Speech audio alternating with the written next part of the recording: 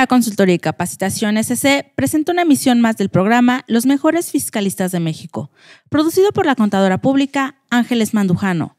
El tema en esta ocasión, novedades del CFDI 3.3, con la participación especial del licenciado Nicolás Pérez Méndez, quien es licenciado en Contaduría por el Instituto Politécnico Nacional, maestrando en Impuestos por el Instituto de Especialización para Ejecutivos SC, catedrático a nivel maestría en instituciones como GBA Consultoría y Capacitación SC, consultor especialista en materia de seguridad social.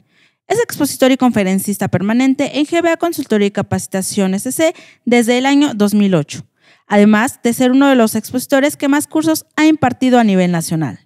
En la conducción contaremos con la participación del licenciado Eduardo Manuel Enríquez Gutiérrez. Gracias, buenos días a todos nuestros amigos que nos hacen favor de escucharnos.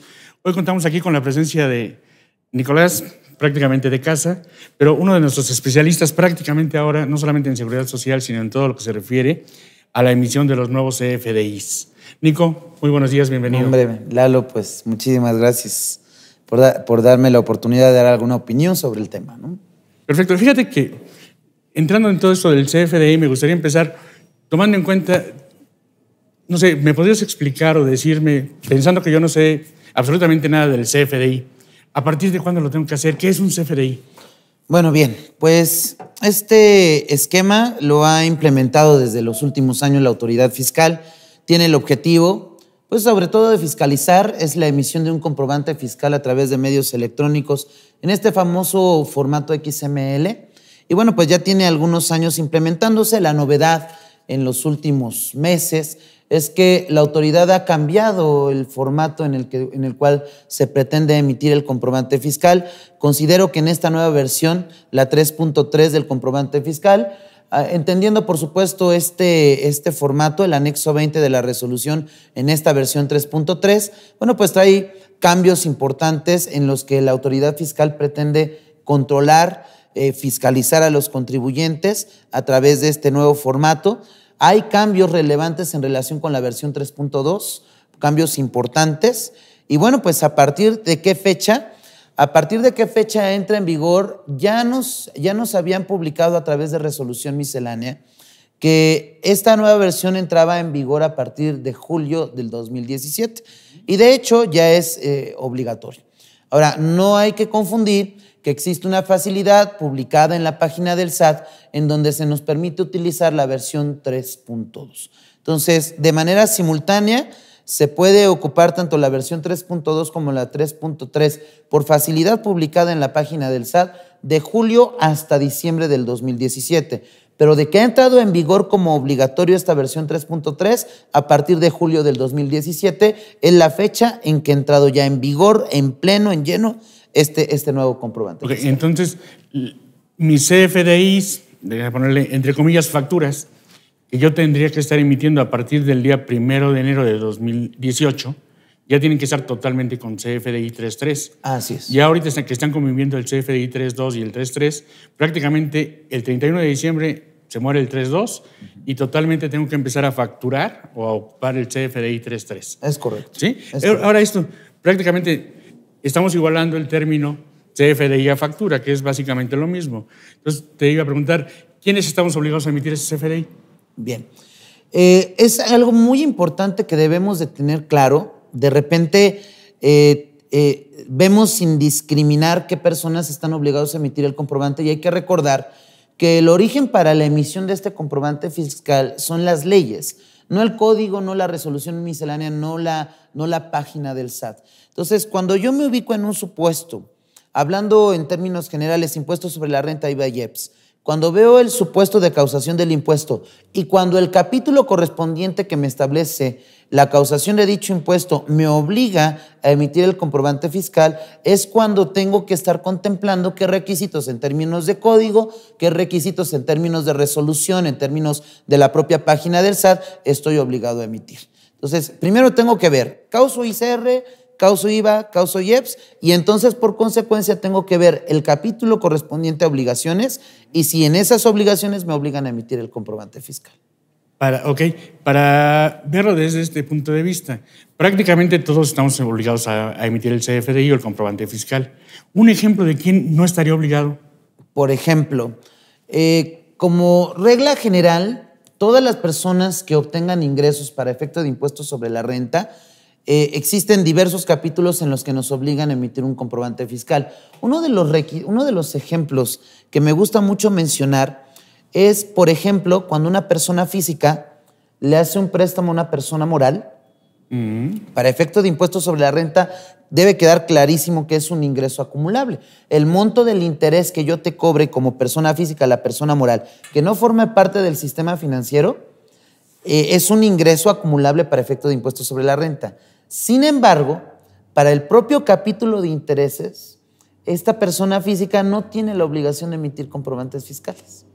Habrá, por supuesto, internautas que nos pregunten, oye, ¿y entonces por qué razón una persona física, cuando le hace un préstamo a una persona moral, está obligado a emitir un comprobante fiscal? No es por cuestión de impuestos sobre la renta. Si yo reviso en materia de IVA, en el capítulo de prestación de servicios, eso es una prestación de servicios y por supuesto está sujeto al pago del impuesto correspondiente. Cuando yo reviso el 32, que enlista todas las obligaciones de una persona física que causa el impuesto, ya sea por prestación de servicios, por enajenación o por el uso o goce temporal de bienes, se está obligado a emitir un comprobante fiscal. Es entonces cuando nace la obligación de llevar a cabo la emisión de un comprobante fiscal. Ahora, existen algunos contribuyentes por facilidad, no por la propia ley, en términos de resolución miscelánea, que tienen la facilidad de emitir un comprobante a través de los adquirentes. No es un esquema muy común que se maneje, es más popular de lo que pensamos, pero no es de aquellos que tenemos a simple vista. Por ejemplo, en el caso de personas que vendan material, residuos reciclables, o lo que llamamos PET, ¿no? Si yo vendo PET, la persona que me compra tiene la posibilidad de preguntarme, cumpliendo una serie de requisitos, de emitir un comprobante a mi nombre. Lo que antes conoceríamos como la autofacturación. Es correcto. No es una figura en la que se deslinde totalmente a la persona que está llevando a cabo la enajenación del producto, pero sí sería uno de los ejemplos para decir que la persona que percibe el ingreso no emite el comprobante fiscal. ¿De acuerdo? Correcto. Sí. Aquí nada más, para acabar de cerrar, siguiendo tu ejemplo de los intereses, yo, persona física, no estoy obligado a emitir mi comprobante. Pero... Para efecto de ISR. Para efecto de ISR. Pero ¿qué pasa con el que lo recibe el préstamo? También, obviamente, tiene que haber similitud, o para lo que uno es acumulable, para el otro es deducible. ¿Qué pasa con el que está recibiendo el préstamo, que va a ser deducible en principio los intereses para efectos de ISR? ¿Con el puro comprobante de IVA sería suficiente? Sí. Y hay que recordar, por supuesto, que entre otros requisitos para efecto de impuestos sobre la renta, ciertamente también habría que nos preguntaran, es muy buena tu pregunta, hay quien nos preguntaría, oye, y entonces si para efecto de impuestos sobre la renta no le establece a aquel la obligación de emitir un comprobante, ¿cómo llevo a cabo la deducción? La deducción, claro. Ok. En una primera instancia, efectivamente, cualquier contribuyente para poder llevar a cabo una deducción necesita tener un comprobante. Sí, siempre y cuando aquel que percibe el ingreso, la ley lo obliga a emitir el comprobante. Entonces, yo para poder llevar a cabo la deducción sería más que suficiente que amparar el contrato, los pagos que le estoy realizando a cuenta del préstamo y, por supuesto, para efecto de IVA se complementaría la deducibilidad con el comprobante correspondiente, el acreditamiento del impuesto. Al final de cuentas voy a tener que emitir un comprobante fiscal para el IVA, que me va a servir también como soporte de ISR, aun y cuando no sea necesario. Es correcto. ¿Estamos? Es correcto. Ok, entonces cuesta un poquito de trabajo, por eso hay que identificarlo, ¿no? Sí, dicen, tenemos que ubicarnos en qué ley estamos, en qué impuesto estamos causando para saber qué es CFDI, pero prácticamente si estamos en un capítulo, en el otro, en una ley o en la otra, prácticamente vamos a terminar haciendo un CFDI. O sea, prácticamente todos vamos a terminar haciendo este CFDI. Ok, y siguiendo con esta emisión del CFDI, te decía, imagínate que yo soy nuevecito ahorita, no sé nada de esto de CFDI. ¿A dónde acudo? ¿Tengo que entrar a la página del SAT? ¿Puedo ir con un tercero? ¿Hacia dónde me dirijo para hacer mi CFDI? Bien, efectivamente, parte de las situaciones y facilidades que nos ha dado la autoridad fiscal para emitir el comprobante, bueno, en primera instancia, El 29 de código establece dos posibilidades para emitir el comprobante, ya sea a través de la página del SAT o ya sea a través de un PAC. Sabemos, por supuesto, que los PACs generan un costo. Claro, ¿no? Por eso la pregunta. Generamos un costo. En la página del SAT, si bien es cierto, hay facilidad para emitir el comprobante, de repente para anexar adendas, para anexar complementos, de repente la página está limitada. Entonces, para efecto de un PAC, te va, por supuesto, a hacer un cobro, pero tiene un sinfín de herramientas para emitir el comprobante fiscal. Entonces, de manera libre, el contribuyente puede ocupar ya sea la página del SAT o ya sea un PAC particular para lograr emitir el comprobante correspondiente. Existen, por supuesto, te decía, algunos sectores que tienen algunas otras facilidades que otros. Por ejemplo, una persona física que ocupa la herramienta del SAT puede ocupar única y exclusivamente su firma electrónica avanzada para emitir el comprobante, cuando el resto de los contribuyentes para emitir el comprobante necesitan tanto la firma electrónica como el certificado de sello digital. Entonces, existen facilidades, de acuerdo a resolución miscelánea, para emitir el comprobante. Sin embargo, bueno, pues como regla general, diría yo que un PAC es la herramienta más versátil para emitir un comprobante fiscal, que por supuesto con el contra de que tiene un costo. Claro, pues sí. Y lo podemos identificar, ¿no? Si yo estoy emitiendo 1 o 2 FDIs al mes o al año, pues a lo mejor prácticamente me puedo ir a la página del SAT sin ningún problema. Así es. Si ya mi emisión de CFDIs es más constante, pues tendría que estar eligiendo algún PAC, ¿verdad? De estos PAC, ¿existe alguna lista? ¿Dónde los checo? En la página del SAT, existe efectivamente una lista de PACs que están vigentes y que están autorizados por parte del SAT para emitir el comprobante fiscal. Asimismo, bueno, pues en esta lista de los proveedores de certificación, existe la posibilidad de llevar a cabo la emisión de estos comprobantes. Es interesante comentarlo. En resolución miscelánea se establece como obligatorio que los PACs te deben de permitir a través de diversas herramientas la emisión de un comprobante de manera gratuita. Es curioso. A ver, el PAC, una de las virtudes del PAC es que efectivamente, y por eso de repente hay tantos proveedores que te hacen un cobro. Sin embargo, la resolución miscelánea obliga a todos los PACs a proporcionarte una herramienta para emitir un comprobante. Sin embargo, estas herramientas están limitadas. Es decir, por un lado te cobro, pero también tengo la obligación de otorgarte una herramienta para emitirlas de manera gratuita. Esta herramienta está condicionada, por ejemplo, pues puedes emitir 1 o 2 comprobantes al mes y no más. Si yo quiero emitir comprobantes con una mayor cantidad o con más herramientas, más versátil diría yo, pues tengo que hacer el pago, ¿no? Diría el uso del software premium. Ok. Ese sería como, te doy el acceso para que hagas la prueba y ya después, si te gusta, sigues emitiéndolos conmigo, ¿no? Así es. Ok, entonces ya tenemos esas dos opciones, o me voy con la página del SAT o escojo mi PAC, que me va a ayudar a hacer mis CFDI mucho más fácil. Y me hablabas ahorita, ¿no? Oye, mencionaste, aprovechando, ¿qué es una adenda? Me hablabas de que para hacer las facturas, pues no tienen todas las herramientas para hacer las adendas, para hacer los complementos. ¿De qué complementos o adendas estamos hablando? Bien. Las adendas no es otra cosa más que información adicional a los comprobantes. Si tú visualizas un XML, trae una serie de renglones y una serie de datos encriptados en este formato XML. Una adenda no es otra cosa más que renglones adicionales a ese documento. El complemento es exactamente lo mismo, son líneas adicionales al comprobante fiscal. Sin embargo, la diferencia entre complemento y adenda es que el complemento contiene datos obligatorios. El SAT me dice, por ejemplo, en el caso de compraventa de bienes inmuebles, el notario público en el comprobante fiscal te tiene que anexar un complemento. Te decía que son renglones adicionales al comprobante fiscal, pero en el caso de compraventa de bienes inmuebles, el dato es obligatorio. Pero en el caso de la adenda, son datos opcionales, son datos que en su momento el cliente te solicita que anexes en el comprobante fiscal. No sé, por ejemplo, contiene datos comerciales del producto o de la entrega o de las características del producto en el comprobante fiscal.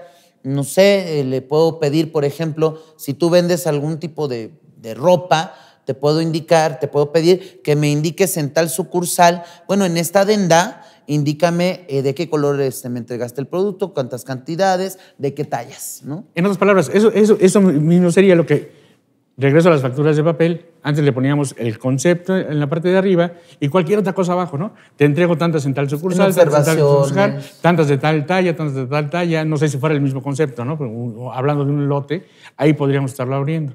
O sea, prácticamente eso que ocupábamos antes para, como bien dices, para aspectos comerciales, ¿no?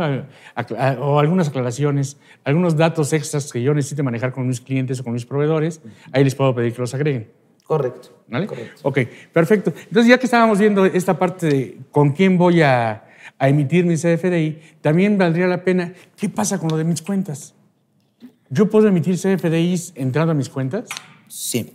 De hecho, hay que recordar, de repente hay quienes oyen ese sistema Mis Cuentas y lo identifican automáticamente con personas del régimen de incorporación fiscal.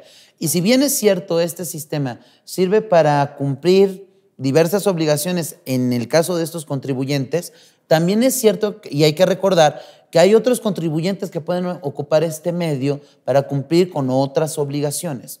Es decir, por ejemplo, yo como persona física puedo ocupar el sistema Mis Cuentas para emitir comprobante. Sin embargo, dependiendo del monto de mis ingresos y de mis características, puede ser que no tenga la posibilidad de cumplir con otras obligaciones, en el caso, mi contabilidad, ¿no? Puede ser, ¿sabes qué? Para ocupar mis cuentas, para emitir mi comprobante, voy a ejercer este sistema.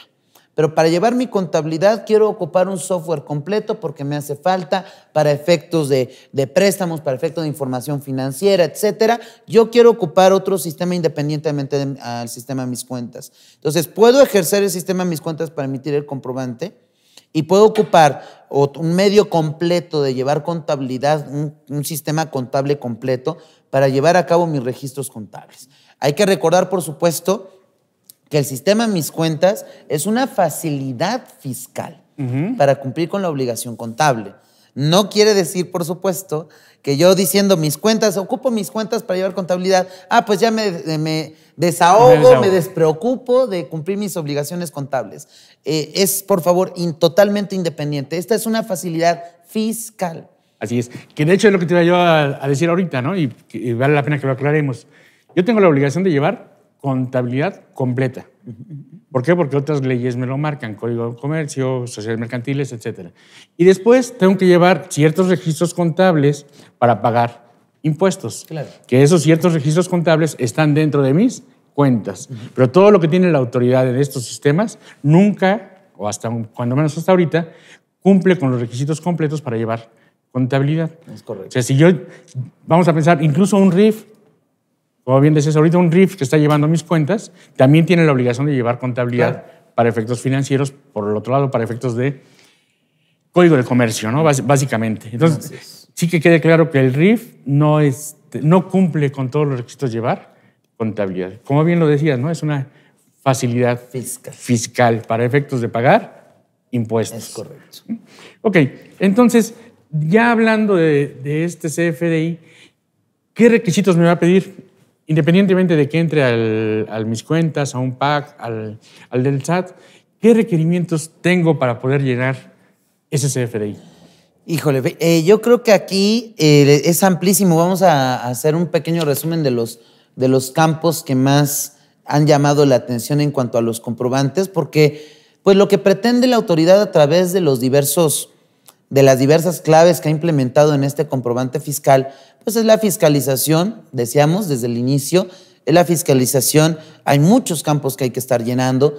En la versión anterior, había campos que inclusive se llenaban de manera manual, de manera libre, y sin embargo, bueno, hoy día lo que establece, ese es el gran boom en este comprobante fiscal, que ya nos han delimitado las opciones a llenar en cada uno de los campos. Ya no le puedo poner lo que yo quiera. Ya no hay. Por ejemplo, vamos a empezar. El primer dato que yo le tengo que poner, o sea, el nombre de mi cliente. Correcto. ¿Le tengo que poner el nombre, dirección y todos esos datos de mi cliente?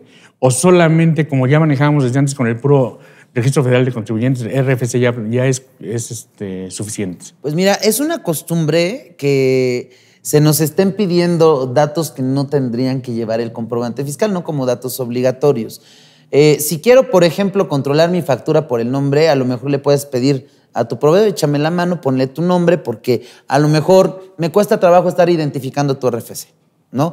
Pero no es un dato obligatorio. En las autoridades fiscales ya no nos obligan a plasmar el nombre del contribuyente a favor de quien le esté expidiendo el comprobante. También es justo comentarlo de manera paralela que el emisor, el RFC del emisor es un dato obligatorio, pero el nombre no. Entonces son datos, por supuesto, que te decía, por cuestiones de costumbre hemos estado solicitando, a lo mejor para archivarlo, ¿no? A lo mejor porque todavía tengo ese instinto de tener el comprobante fiscal y archivarlo y engraparlo con mi póliza contable. Es todavía una necesidad para el contador estar engrapando comprobantes fiscales. Y para identificar en el comprobante el nombre, pues de repente te lo solicita, pero no es un dato obligatorio. Por lo tanto, quiere decir que si en un momento dado me equivoco y plasmo de manera incorrecta el nombre del contribuyente a favor de quien le expido el comprobante, esto quiere decir que no altera la deducibilidad del comprobante. Eso es muy bueno. Eso es muy bueno. Anteriormente, no sé, de repente se cuestionaba uno, oye, esta I no es una I, es un 1 y el nombre está incorrecto y por eso no te permito la deducibilidad. No debe de ser ya. Déjame pensarlo desde el punto de vista del auditor. Yo antes le ponía en mi programa de trabajo revisar el nombre, revisar domicilio y todo. Todos esos procedimientos que yo seguía los puedo evitar y nada más hoy lo que tendría yo que estar revisando es que mi RFC sea correcto. Así es. O sea, yo teniendo el RFC correcto, lo demás, si trae un errorcito o algo, no es fundamental, vamos. No corre riesgos mi deducción.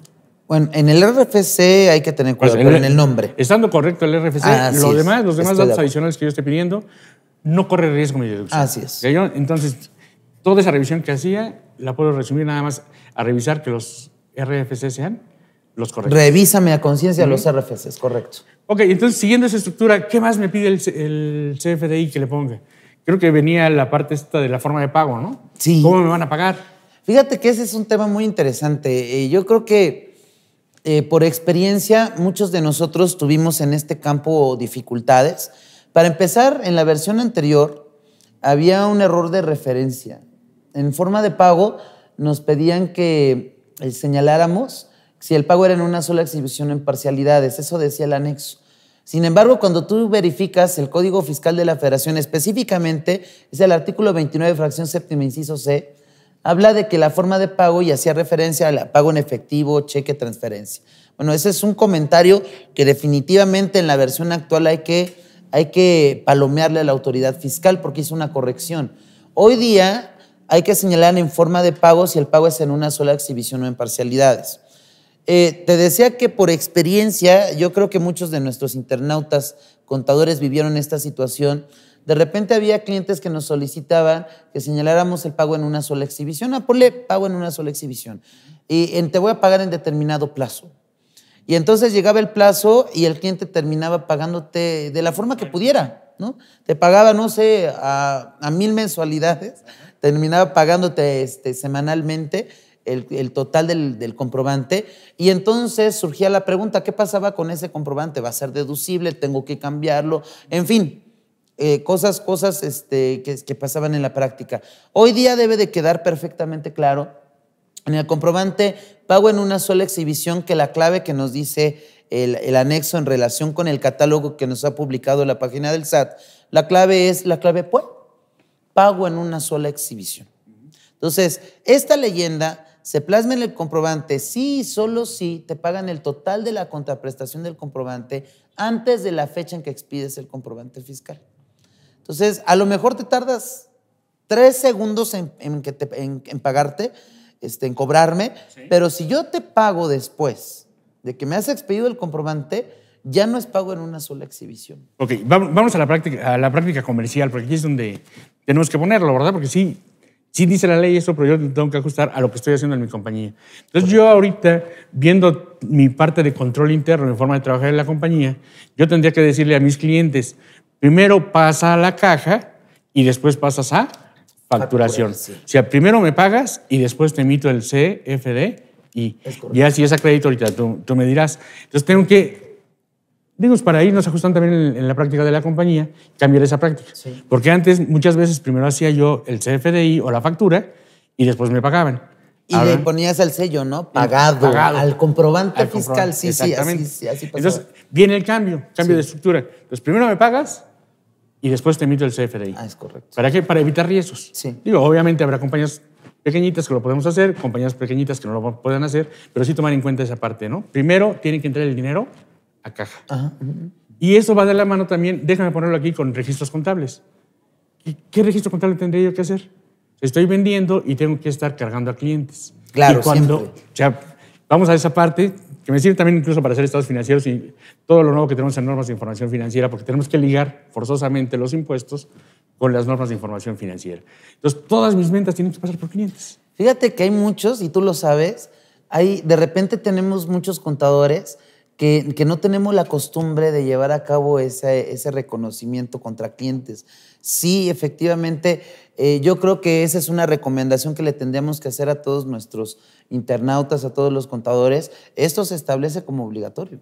Así es. Y ese es el primer registro contable que va de la mano con lo fiscal. Así es. Y después, aún como bien dices, 3 segundos después me pagan. En ese momento tengo que hacer el descargue de clientes y cargar a caja, a bancos o a donde corresponda. Así es. ¿Vale? Y amarrándolo de una vez, a lo mejor cobro en efectivo y el depósito bancario se hace al día siguiente o 2 o 3 días después. Pues también hay que reconocer efectivamente que contra caja lo deposito en la cuenta bancaria. Pueden ser momentos diferentes. Así es, prácticamente ya me estás sacando 3 registros contables. Así es. El problema es que lo veíamos antes como una sola operación, siendo que toda la vida han sido 3 operaciones ya metiendo. Vendimos, nos pagaron en efectivo y después mandamos el dinero al banco. Son 3 registros contables. Entonces tenemos que amarrarlos perfectamente bien, porque al momento que estemos haciendo nuestra conciliación contable y fiscal y amarrando nuestros CFDIs, no nos van a checar. Y sobre todo ahorita que estamos hablando del cierre fiscal, ¿no? Por ejemplo, claro, ya tendríamos ahí algún problema que primero tenemos que hacer bien mi cierre contable y después el cierre fiscal. Fíjate, pensándolo, hay que recordar, vamos a suponer a últimos días del año, que ya se nos está acercando, felicidades por cierto a todos, cuando tú reconoces la venta, independientemente de la fecha del depósito, queda registrado en tu estado de resultado integral el momento del ingreso. Entonces, eso es muy importante, tanto para efectos fiscales como para efectos contables. Claro. Y bien mencionamos ahorita el estado de resultado integral y también para el estado de flujo de efectivo. Claro. Y sobre todo cuando empecemos a manejar ya de forma más constante el método directo. Es correcto. Ahí se va a ver totalmente reflejado. Y la otra, ¿no? El amarre de ISR cuando vendes, claro, contra IVA cuando cobras. Claro. Ahí tienen los dos. Sí. Y los vas a tener perfectamente amarrados en registros contables. Es correcto. Ok, entonces ya veíamos esta forma de pago. Ya me hablaste ahorita de el pago en una sola exhibición. ¿Y qué pasa cuando me quedan a deber? Pues bien, aquí la clave que habría que plasmar, durante un tiempo, haciendo un poco de historia, en el catálogo hubo 3 claves. Ya lo redujeron en cuanto a este campo. El método de pago, había pago en una sola exhibición y pagos en parcialidades. Hay que recordar, ojo, forma de pago hace referencia a si el pago es en efectivo, cheque, transferencia electrónica, y hay una infinidad de claves en el catálogo de la hoja de Excel de la página del SAT. En el campo método de pago hay que mencionar 2 cosas. Si quieres, antes de que te brinques a método de pago, perdón, me regreso a forma de pago. Sí, por favor. Ahorita hablábamos que me pagaron en efectivo. Yo le pongo ahorita que me paguen en efectivo. Aún y cuando quede a largo plazo, ahorita, ¿qué pasa si yo le pongo que me van a pagar con transferencia electrónica? No lo sé todavía. Y por eso te hablaba yo de la práctica comercial. ¿Qué pasa cuando yo le pongo transferencia electrónica y el cliente por X situación no me paga? Llego yo a la oficina, me dice, ¿sabes qué? Te pago en efectivo. ¿Y qué haces tú? Ni modo que le digas, no, yo te puse aquí el CFDI, me regreso, déjame hacerte otro. No, tú agarras el dinero y te lo llevas. ¿Qué pasa ahí? Ahí quisiera hacer una aclaración. Comentaba forma de pago y no vaya a haber aquí confusión. Recuerden que el pago en una sola exhibición se señala en el campo método de pago. La forma de pago hace referencia a si el pago es en efectivo, con cheque, transferencia electrónica de fondos, en fin. Ahora, ¿por qué mencioné eso y por qué están vinculados? Estos 2 campos están íntimamente relacionados. ¿Por qué? Porque básicamente voy a tener la obligación de señalar la forma de pago cuando me paguen el total del comprobante antes del momento en que expida el comprobante. Entonces, si yo plasmo pago transferencia electrónica de fondos, es porque ya me hicieron la transferencia antes de la fecha de expedición del comprobante. Y por lo tanto, por consecuencia, ahorita lo comentamos, tendría que señalar el pago en una sola exhibición. Ok, entonces, forma de pago es cuando ya está conocido cómo me pagaron. Exacto. O sea, ya pasó. Exactamente. Okay. Exactamente. Y ahí es entonces cuando yo conozco, oye, ya me hiciste la transferencia, aquí está el comprobante, aquí está, te mando el comprobante de la transferencia, y entonces ya veo, checo mi estado de cuenta, ya cayó el recurso y entonces te expido el comprobante correspondiente. Correcto. Es entonces cuando indico la forma de pago, pero siempre y cuando sea el total de la contraprestación. Hay una clave al final de este catálogo, de la hoja de Excel que nos publicó el SAT, que es la clave, corresponde a la clave 99 por definir. Entonces, es cuando, si le doy yo crédito a mi cliente, voy a tener que señalar la clave 99 por definir, porque entonces no voy a saber, y me parece lógico, qué bueno que lo vio el SAT, y creo que de esta situación surgieron muchos comentarios por parte de los contribuyentes. Oye, ¿cómo voy a saber si efectivamente mi cliente me va a pagar vía transferencia electrónica de fondos? Puede ser que inclusive por cuestiones operativas el cliente no es que no quiera pagarme, no tiene la posibilidad de pagarme con la cuenta que normalmente trabaja. Pues ¿sabes qué? Te pago siempre con cheque. Entonces nuevamente surgía la duda, oye, ¿qué va a pasar con mi comprobante? ¿Va a ser deducible? Eso se tiene que acabar. Eso se tiene que acabar. Los clientes no tienen por qué influir en cómo plasmar estos datos en el comprobante fiscal. Digo, en teoría, yo estoy seguro que muchos de nuestros internautas van a seguir escuchando por parte de nuestros clientes esa presión social de plasmar una clave en el campo cuando no va. Le digo a todos mis clientes, no política contable. Mi política contable y fiscal es ponerle 99. Por ejemplo, pero sí. Siempre y cuando le dé crédito, ¿no? Y también puede ser uno de los argumentos, como proveedor. Oye, ¿sabes qué? Discúlpame, pero mis políticas establecen que si te doy crédito, te pongo ahí la clave 99, ¿no? ¿Qué es lo que debería de ser? Por eso yo creo que hay que recordarle como parte de la cultura fiscal que deberíamos de tener todos los contadores. No deberíamos de influir cómo nuestros proveedores plasman el dato en el comprobante fiscal.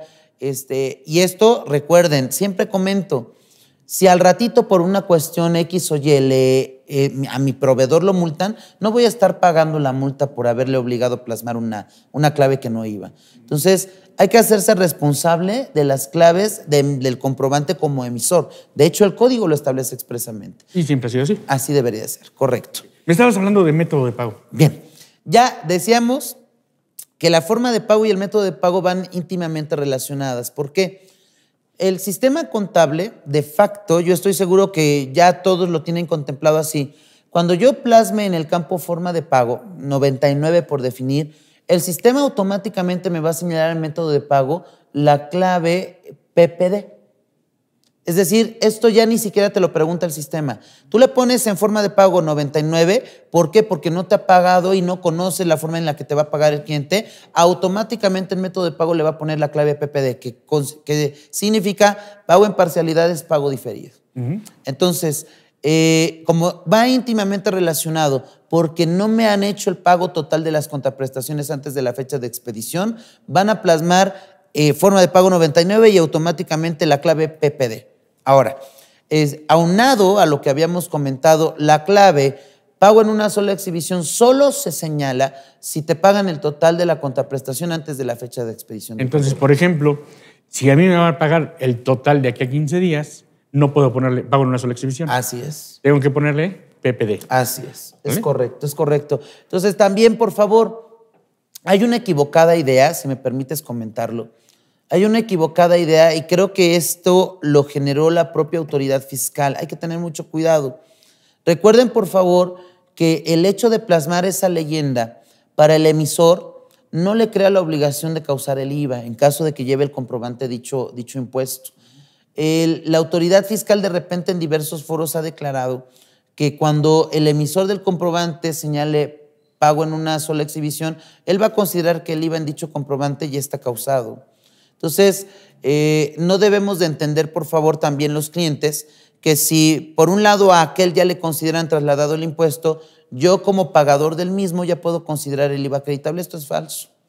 La forma en que yo voy a tener derecho a acreditarme el IVA, una vez que lleve a cabo el pago del impuesto, es demostrar que ya está pagada la contraprestación. Y por lo tanto, el estado de cuenta, hablando de manera general, la transferencia, el pago vía cheque, el flujo de efectivo. Claro. Sigue siendo el flujo de efectivo. Va a ser la prueba fehaciente de que el IVA tengo derecho a acreditarlo. Que precisamente era lo que me decías ahorita. Al estar emitiendo mi CFDI en forma de pago en efectivo, pago en una sola exhibición. Correcto. Básicamente por eso la autoridad no está entendiendo que ya prácticamente se acumula o se deduce para ISR y es acreditable para efectos de IVA. Es correcto. Que es el conecte también, ¿no? Ok, déjame platicar ahorita ya que estamos hablando de esta parte de métodos de pago y me estás hablando de los requisitos del CFDI. ¿Qué pasa con los productos? ¿Qué tengo que hacer para ponerle ahí un producto? Anteriormente le poníamos ahí 25 canicas, 20 y tal, no sé, el producto que estuviéramos vendiendo. Ahora, ¿qué tengo que hacer con eso?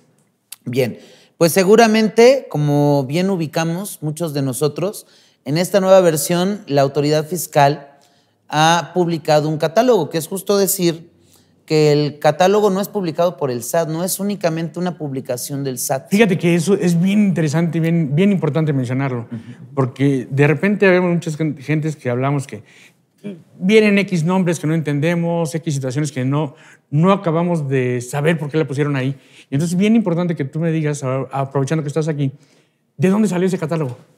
Bueno, es un catálogo publicado a nivel internacional. El primer organismo que lo ha promovido es la OCDE en diversos países y por lo tanto hay muchas claves que de repente aquí en territorio nacional México nos ha causado una serie de confusiones, ¿no? Es por eso que seguramente muchos de nosotros hemos notado que en la última versión de dicho catálogo han eliminado una serie de claves.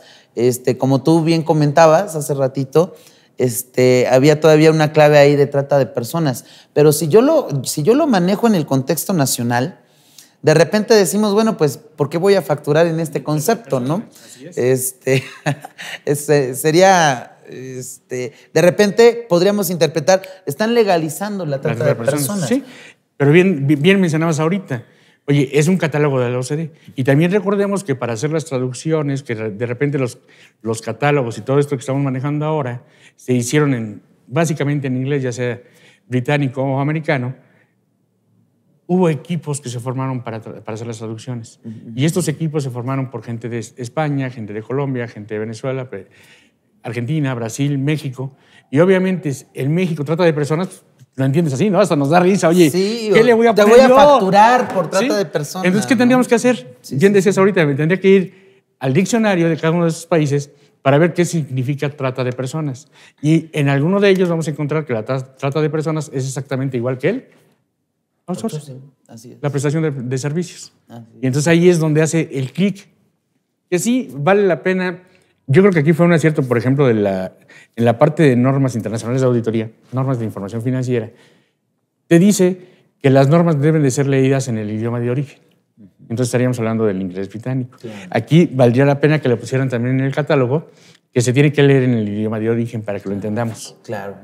Y con eso vamos a quitar muchas dudas de este tipo. Las traducciones, la verdad es que de repente no hay que entenderlos. Hay que entenderlos en el marco en el que fue... En el contexto, no literal. Porque de repente estar traduciendo exactamente las mismas palabras sin entender el contexto te puede generar este tipo de confusiones.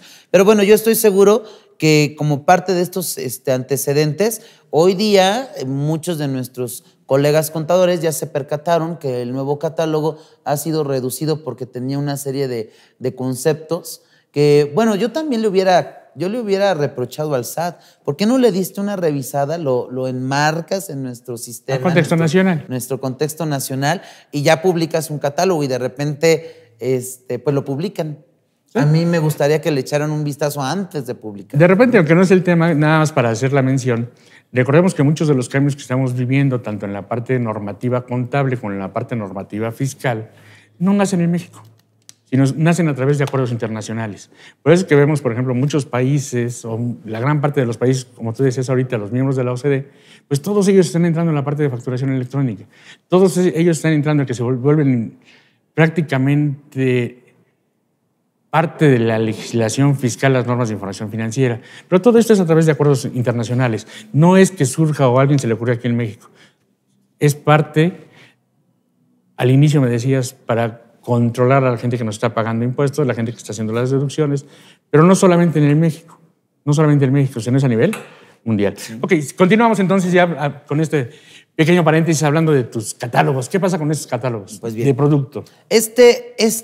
Déjame comentarte, son 8 dígitos. Les voy a pedir, ya desafortunadamente por las publicaciones que nos ha hecho el SAT, de repente hemos visto un criterio que a mí me llama mucho la atención. Déjame empezar por esta parte.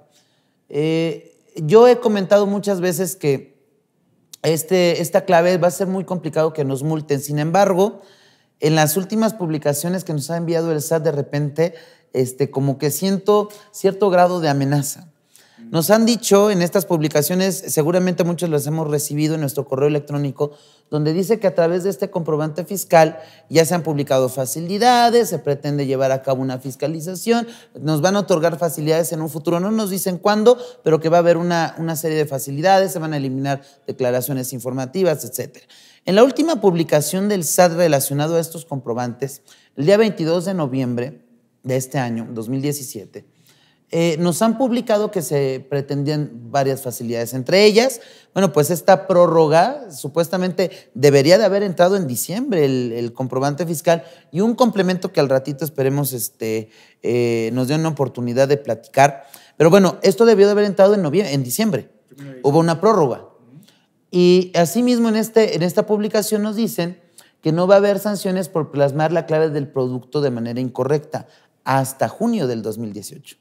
Esto, desde mi punto de vista, a lo mejor me veo muy pesimista, pero yo veo que la autoridad fiscal dice, bueno, a partir de julio, entonces sí te voy a imponer multas por plasmar una clave incorrecta. Cosa que seguramente muchos abogados van a estar cuestionando, porque de repente, pues por muy amplio que sea el catálogo, no va a haber las claves específicas de los productos que yo venda. Sobre todo si soy innovador, si estoy produciendo, si soy fabricante, seguramente va a haber productos que no pueda identificar con una clave específica. Así es, pero como bien me decías ahorita, este catálogo, la clave del producto se forma de varios dígitos. Así es. Otra vez, me vas a decir mi información contable, pero también recordemos esa parte. Y va muy ligado con la gente que factura lo que no produce, lo que no compra. Sí, sí, sí. Entonces, ¿yo qué tengo que armar? Prácticamente lo que estoy vendiendo que vaya ligado con lo que estoy comprando, con la actividad principal. Entonces, otra vez se vuelve bien importante para amarrar el costo de ventas, para amarrar mis inventarios. Entonces, sí, de repente no van a poder exactamente ligar, pero voy a poder hacer ese ligue de forma interna, ¿no? Entonces, con este catálogo, que también tenemos, creo que claves generales, ¿no? Así es precisamente ese punto. Decíamos que de repente vemos ese tipo de comentarios por parte del SAT. Yo diría que no tendríamos por qué preocuparnos tanto. ¿Por qué? Inclusive la guía reconoce que estos 8 dígitos, todas las claves de los productos están construidos por 8 dígitos, están divididos en 4 partes de 2 dígitos cada uno. Nos dice inclusive la guía, decíamos, que esta clave, los primeros 2 dígitos corresponden a la división, los siguientes 2 corresponden al grupo. ¿Qué es división? Es una división general de productos y de servicios. Okay. Y luego viene una clasificación más, que es el grupo, que está dividido en otros 2 dígitos y otros 2 dígitos que corresponden a la clase. Los últimos 2 dígitos de estos 8 de la clave corresponden a la subclase. Nos dicen que estos 2 últimos no son un dato obligatorio. Entonces, si bien es cierto, por ejemplo, si yo produzco tubos de cobre, estoy seguro que habrá algunos clientes que me digan, yo quiero este tubo de cobre con tantos pulgadas de diámetro, con tantas de diámetro de ancho, con diferentes características. Yo estoy seguro que no voy a encontrar ese tubo en el catálogo, pero sí puedo encontrar el producto hasta la clase. Entonces, si no encuentras la subclase, la guía nos dice, bueno, si no encuentras la subclase de manera específica, al final de tu clave me dejas la clave 00. Entonces, esta clave, por favor, les voy a pedir, yo le pediría también a la autoridad fiscal que no suene tan alarmista desde mi punto de vista, porque de repente ese enunciado que dice no va a haber multas hasta junio, sí, de repente me puede interpretar que va a haber multas después si no encuentro una clave específica, cuando la propia guía nos permite señalar la clase hasta la clave. Una recomendación, por ejemplo, a mí, que yo ahorita, como bien decías, busco el tubo de 3.5 y no lo encuentro. ¿Valdría la pena, por ejemplo, entrar al chat del SAT y preguntarle, oye, ¿qué número le pongo a mi producto? Y que él mismo me conteste, no lo encontramos, y entonces ya tengo un soporte. Yo sé que el chat no es la ley, no genera obligaciones ni derechos ni obligaciones, pero sí como un antecedente de que, ¿sabes qué? Ni tú lo encontraste, entonces yo le pongo el 00. Y con eso ya me estaría cubriendo incluso a partir de julio. Yo diría que sí, pero como bien tú comentas, estas respuestas por parte de la autoridad fiscal no generan obligaciones ni derechos. Entonces, si la autoridad de repente quisiera multarme y le muestro la impresión de la pantalla que nos publicó el SAT o la persona que nos estaba contestando, tampoco va a ser un elemento muy fuerte para poderle discutir al SAT. Tendría que preguntarlo directamente por escrito. Entonces, con una...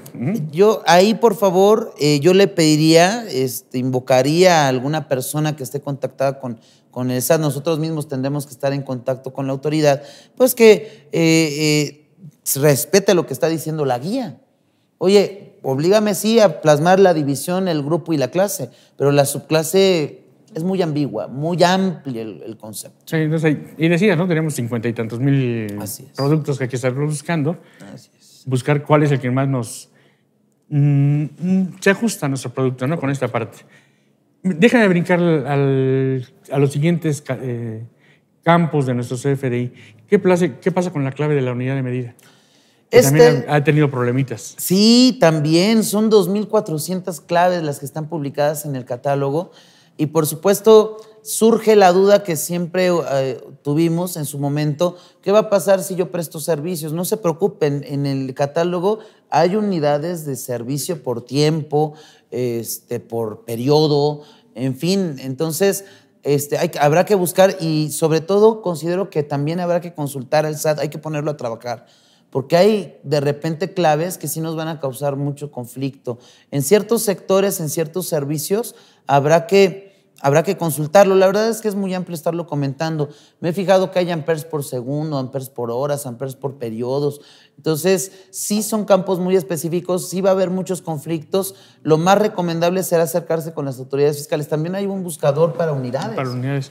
Que básicamente, hablando de nosotros, el tipo de compañías que somos, prácticamente tenemos o servicio o producto, que sería la unidad de medida, que pueden ser kilos, litros. Ya sería muy difícil que brincáramos a otro tipo de compañías, pero el que esté en este caso sí tendría que estar viendo al buscador, ¿no? Así y la otra parte que se decía, ¿no? Ya viene la parte de servicios, que causó mucho problema, ¿no? Ya puedes facturar tus medias horas, ¿no? Según me decías. Sí, hay una clave. Hay por hora, por media hora. Yo estoy buscando los cuartos de hora para ver si hay un periodo más corto. No, aparte que los cuartos se facturan en otro lado. Sí. Es quedar en la parte. Ok, entonces ya estamos en la clave. ¿Qué pasa con las monedas también, con el catálogo de monedas? Pues existe un catálogo para las monedas. Es importante comentar. En la versión anterior de este comprobante fiscal, no había la obligación de plasmar cuando tú llevabas a cabo la emisión de un comprobante en pesos mexicanos. A partir de esta versión es obligatorio. Si vas a facturar en pesos mexicanos, la clave que debes de plasmar en el campo es MXN. Por supuesto, en este caso en particular no te van a solicitar como dato obligatorio el tipo de cambio, porque pues es el peso mexicano. Sin embargo, si tú señalas una clave de un peso o de una divisa diferente al mexicano, habrá que señalar como dato obligatorio el tipo de cambio. Bueno, pues la clave más común, hablando de México, pues es el dólar. Es el dólar, la clave correspondiente es USD. Y por supuesto, cuando tú señalas la clave, te marcan como dato obligatorio el tipo de cambio. Ahora, si no ubicas la moneda con la que estás llevando a cabo la operación, En ese campo habría que señalar la clave XXX. Que sería muy difícil, ¿no? Sí, Porque al final la de verdad cuentas, es que son muchas. cuando menos tienes que sacar los pesos. Así es. Cuando menos tienes que sacar los pesos para poder facturar, para poder entregar tu CFDI, para poder pasar la propiedad de cierto activo. Así es. O soportar su transporte. Así Ok, es. entonces ya pasamos por esa parte, prácticamente ya armamos todo nuestro CFDI y ahora algo que viene fuera del CFDI, ¿qué es eso famoso que están manejando ahora que se llama complemento de recepción de pagos? Pues bien, este tema yo creo que es el que pretendemos evitar sobre todo, ¿no? Lo primero que tengo que comentar es que este complemento de recepción de pagos se maneja cuando la operación es a crédito. Invariablemente, la operación es a crédito, número uno. Y número dos, es muy importante recordar que la diferencia entre anticipos y pagos a cuenta. La autoridad hasta estas fechas no había reconocido los anticipos, ya tiene un tratamiento totalmente específico, pero el tema en relación a este complemento son los pagos a cuenta. ¿Cuándo se maneja un pago a cuenta? Cuando conoces el total de la contraprestación. Si tú cuando realizas la operación ya conoces el total de la operación, estás en un pago a cuenta y por lo tanto, si otorgas posteriormente crédito, habrá que emitir este comprobante con este complemento. Platicábamos al principio que el complemento son líneas adicionales al comprobante fiscal. Ahora, de repente de la resolución miscelánea, hubo una serie de confusiones porque estuvo muy mal redactada la regla de resolución que nos obligaba a emitir este comprobante fiscal. Ya debería de quedar claro. No debe de haber ninguna duda. La persona que recibe el recurso y que emitió el comprobante fiscal por el total de la contraprestación es la obligada a emitir el comprobante con el complemento recepción de pagos. ¿De acuerdo? Y siempre y cuando, ya sea que me vayas a pagar en parcialidades o ya sea que me vayas a pagar el total a un plazo definido, que es lo que llamamos normalmente pago diferido, se debe de emitir un segundo comprobante, 2 o más comprobantes con el complemento correspondiente. Déjame ligar con lo que hemos estado platicando ahorita desde el principio. Yo tengo que emitir, hablábamos de un CFDI donde le voy a poner forma de pago. Si a ese CFDI en forma de pago y método de pago que van de la mano, me decías, le pongo que es en parcialidades, en automático tengo que emitir un complemento de recepción de pagos. Es correcto. Lo que sería, me regreso otra vez a la práctica comercial, el abono. Sí, la parte proporcional que me están pagando en este momento. Que ese abono puede ser el 100% también. Sí, sí podría ser. Sí, o sea, todos los pagos después de que los que no hice en efectivo, por todos ellos tengo que hacer un complemento por recepción de pagos. Es correcto. Ahora, ¿esto a partir de cuándo lo tengo que hacer? Pues bien, en facilidades publicadas en la página del SAT, decíamos el día 22 de noviembre, nos dio una prórroga más. Ya supuestamente tendría que haber entrado en enero del 2018. Se publica una prórroga más en la página del SAT para que entre en vigor a partir de abril del 2018. Ya tenemos una fecha nueva. Sí, abril una fecha de 2018. Y así, a nivel general, ¿qué datos me van a pedir de qué datos le tengo que poner a este complemento? Pues es muy amplio. Yo espero que en una revisión de este comprobante se simplifique porque son muchísimos los datos. Son muchos los datos que se están pidiendo en este complemento. Entre otros, por ejemplo, nos están pidiendo el número de cuenta de la cuenta con la que me están pagando, el número de cuenta de donde estoy recibiendo el recurso. Me están pidiendo en caso de pagos en el extranjero el nombre del banco con el que me están pagando. Me están pidiendo el tipo de cambio y la moneda, ojo, tanto del documento original como del documento que estoy expidiendo. Puede ser que se haya acordado, por ejemplo, en el comprobante original que el pago se iba a hacer vía en dólares y terminan pagándome con otra moneda, ¿de acuerdo? Entonces, nos piden tanto la moneda del documento original y el tipo de cambio, así como la moneda y el tipo de cambio con el que me están pagando el comprobante. Me están pidiendo, en casos de pagos vía SPEI, una serie de datos, me están pidiendo la fecha de pago, me están pidiendo el monto antes del pago, me están pidiendo el pago o el saldo insoluto que se tiene con ese cliente, me están pidiendo la forma y método de pago, me están pidiendo el UID del documento original. Va a estar ligado totalmente el comprobante por el total de la contraprestación, así como el comprobante por cada pago. Entonces, si nos damos cuenta, digo, son solamente algunos datos que nos están solicitando. Si nos damos cuenta, la cantidad de datos de este segundo comprobante fiscal es muy amplio. Entonces va a generar mucho trabajo administrativo. Por eso te decía yo, prácticamente como el abonero de hace mucho tiempo, ¿no? Que sacaba su tarjetita y ahí iba apuntando los datos de cuánto voy recibiendo. Obviamente tengo mi tarjeta principal, que es el CFDI inicial, y después tengo que estar ligando cada uno de los complementos de estos CFDIs con cada uno de mis pagos. Es correcto. Pero fíjate que ahorita ya estuvimos hablando de todo lo que es esta parte de yo como emisor del CFDI, que me preocupa, sí, sobremanera, porque me pueden cobrar multas, porque puedo hacer un CFDI mal. Ya ahorita no me debe preocupar porque no hay multas por emitir un CFDI incorrecto. Siempre podemos corregirlo de forma espontánea. Pero a mí me preocupa algo adicional, Nico.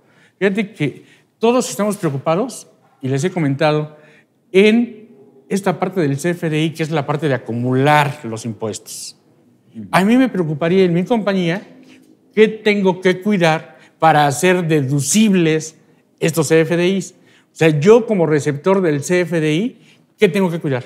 ¿Por qué? Porque eso sí lo tenemos que hacer desde ahorita. O sea, ¿qué tengo que estarle poniendo? Hace rato te comentaba, ¿no? Palomita al CFDI de que lo estoy recibiendo bien.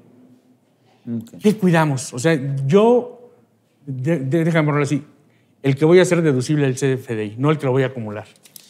Pues es un tema, va a ser muy controversial, Lalo, porque mira, con diversos criterios, yo he defendido que el receptor del comprobante no debería de tener tanto problema para llevar a cabo la deducción. Sin embargo, por cuestiones prácticas, tú y yo sabemos que el SAT ha amenazado muchísimo a los contribuyentes cuando no recaban un comprobante fiscal con todos los requisitos que establece y con los que se le ocurra al SAT para poder llevar a cabo una deducción. ¿Por qué sostengo esto? Porque inclusive el propio Código Fiscal de la Federación no existe un párrafo, jamás existe un párrafo que obliga al receptor a estar cuidando cómo debe de cumplir los requisitos del comprobante. Habrá personas que me digan, no, espérame, es que recuerda que en el artículo 29A, debe ser último, penúltimo párrafo del 29A, nos dice que en caso de tener un comprobante que no cumpla los requisitos, yo no voy a poder llevar a cabo la deducción. Eso, por supuesto, es controversial porque, por un lado, jamás obligó al emisor a estar revisando los requisitos del comprobante. Por eso la pregunta. Hay un párrafo que dice, podrá revisar que el folio del comprobante fue autorizado y que el certificado estuvo vigente a la fecha de emisión del comprobante. Entrar a la página del SAT para checar que esté vigente. Y nada más. Y jamás obligó al receptor del comprobante a estar cuidando que el emisor cumpla con sus requisitos. Mira, no veo de tiempo porque ya no está comiendo el tiempo. Déjame poner un ejemplo nada más porque es algo que vamos a manejar muy común. ¿Qué pasa si a mí me dice mi proveedor, esta es mi clave de producto y si quieres comprarme, si no, adiós? Pero es mi proveedor, es el que más me conviene. ¿Qué hago? O sea, ¿qué hago desde el punto de vista fiscal? Y déjame ligarlo, ¿qué hacer desde el punto de vista contable también? Porque ahí viene, creo que la amarra. Pues bien, en materia fiscal inclusive, y esto por favor les voy a encargar a todos los internautas que lo chequen, en la guía del llenado del CFDI, dice expresamente, busquen por favor la clave del producto. Recordemos que esta guía viene dividida por campos. Busquen la clave que corresponde a la guía del producto, a la clave del producto, y ahí mismo hay unos enunciados con ciertos ejemplos para demostrarte cómo tendrías que llenar el campo correspondiente. Hay un párrafo muy interesante que dice que hay que recordar, es importante mencionar que el emisor del comprobante es el responsable de plasmar la clave del producto. Entonces, bajo esta idea, yo diría que el receptor del comprobante, independientemente de la clave que señale el proveedor del producto y por lo tanto el emisor del comprobante, debería de señalar la clave y yo debería de llevar a cabo la deducción del comprobante fiscal. Ok, déjame ligarlo nada más para que otra vez amarremos la parte contable y fiscal. Y le voy a agregar, yo tengo además 2 o 3 proveedores del mismo producto y cada quien me lo da con su código diferente. Correcto. Entonces, ¿qué tengo que hacer yo? A ver si te parece bien esta solución. Desde mis políticas contables debidamente autorizadas por la administración, yo tengo que poner que vamos a comprar el producto a diferentes proveedores que me van a poner un código de producto diferente, pero al momento de que entren a mi contabilidad, lo debo de considerar como el que yo considero. Y entonces ya tengo soportada, aún y cuando no tiene efectos fiscales, pero ya yo sé que son mis políticas contables y forman parte de la documentación comprobatoria de mis deducciones. Y entonces sí, proveedor, ponme el código que tú quieras y al momento que entra y hago mi póliza contable, le voy a poner el código que yo considero. ¿Por qué? Porque además ese es el código que tengo que darle seguimiento, ya sea en la producción o en su posterior venta. Y con eso estaríamos respetando también ese amarre que estamos haciendo dentro del costo de que todo lo que estoy comprando es lo que estoy vendiendo y evitarme entrar a otro tipo de problema, ¿no? No sé qué te parece otra vez, depurar mis políticas contables. No, está perfecto y además esto, tu política contable con tus procesos productivos tendrían que estar amarrando para amparar que el comprobante, independientemente de la clave que le haya puesto el proveedor, lleves a cabo la deducción. Así es. Y entonces aquí el mensaje que yo le quiero dar a la gente que nos está escuchando, a todos los amigos de Internet, la gente que tenemos aquí en vivo también, es vamos a preocuparnos por emitir el CFDI. Estamos de acuerdo, ¿verdad? Sí. Pero también tenemos que meterle y preocuparnos más por cómo lo voy a hacer deducible. Correcto. ¿Qué estamos haciendo? O sea, me preocupa que voy a pagar una multa por no hacerlo deducible.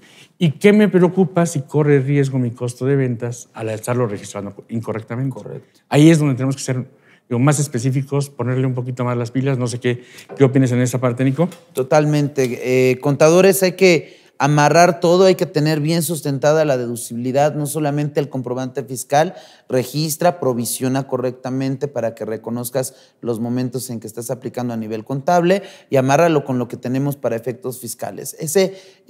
Tenemos que amarrar no solamente el comprobante ni los requisitos del mismo, hay que amarrar toda la estructura para hacer la deducción. Por eso es lo importante de llevar contabilidad para efectos financieros, que después con esa contabilidad vamos a pagar impuestos, ¿verdad? Ok, Nico, ¿algo más que quieras agregar? Que ya nos comió el tiempo. Pues a mis estimadísimos colegas, pues muchísimas gracias y les recomiendo muchísimo, efectivamente, estén al pendiente de los requisitos del comprobante. Recuerden, por favor, que desafortunadamente las autoridades fiscales, con todos los fundamentos que ha estado publicando, nos puede hacer una modificación de los catálogos, nos puede cambiar la guía, puede cambiar el anexo 20 de resolución miscelánea. Entonces, hay que estar al pendiente y, bueno, pues procurar cumplir de la manera más razonable con las obligaciones y amarrarlo sobre todo y estructurar bien nuestras deducciones. Correcto. Pues, estimados amigos, prácticamente estamos terminando el día de hoy. Déjenme agradecerle a Nico por estar aquí, aunque básicamente es parte de la casa también, de nuestros especialistas, entregarle este pequeño reconocimiento a nombre de los mejores fiscalistas de México por su destacada trayectoria profesional en apoyo de toda la gente que viene, como bien dice el eslogan al principio, ¿no? El contador que más cursos ha dado en México sobre aspectos fiscales de CFDI. Entonces, te hacemos entrega de este pequeño reconocimiento de diciembre de 2017 por tu participación aquí con nosotros, Nico.